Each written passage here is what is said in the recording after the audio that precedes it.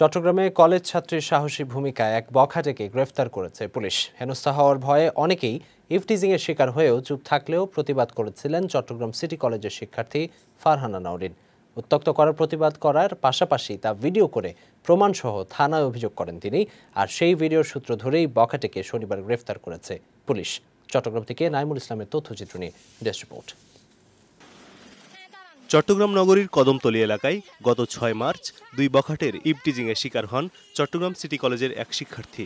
বেশ কয়েকবার উত্ত্যক্ত করার পর প্রতিবাদ করেন ভুক্তভোগী ছাত্রী, কিন্তু তাতে থামেনি উত্ত্যক্তকারীরা। পরে সেই ছাত্রী সবকিছু মুঠোফোনে ভিডিও করতে শুরু করলে পালিয়ে যায় বখাটেরা। তবে সেখানে থেমে থাকেননি সাহসী এই শিক্ষার্থী। অভিযোগ করেন স্থানীয় থানায়, প্রমাণ হিসেবে জমা দেন ভিডিও। অভিযোগের প্রেক্ষিতে শনিবার সকালে নগরীর মিয়াখান নগর এলাকা থেকে তানভীর নামে এক বখাটেকে গ্রেফতার করে পুলিশ। সামাজিকভাবে হেয় হওয়ার ভয়ে অনেকেই ইফটিজিংয়ের শিকার হয়েও নিশ্চুপ থাকে, কিন্তু চট্টগ্রামের এই সাহসী তরুণী ভয় না পেয়ে সবাইকে প্রতিবাদী হওয়ার আহ্বান জানালেন।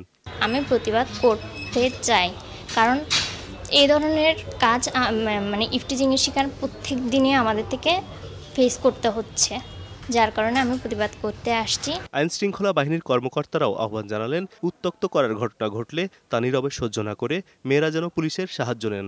আপনারা আমাদের প্রতি আস্থা রাখেন, আপনাদের জানান আইন কিন্তু অত্যন্ত কঠোর। শুধু সাহস করে আমাদের কাছে এগিয়ে আসলে এই অপরাধগুলো বন্ধ হয়ে যাবে। এ ঘটনায় উত্ত্যক্তকারী আরেক তরুণ মোহাম্মদ সোহেলকেও দ্রুত গ্রেফতার করা হবে বলে জানিয়েছে পুলিশ।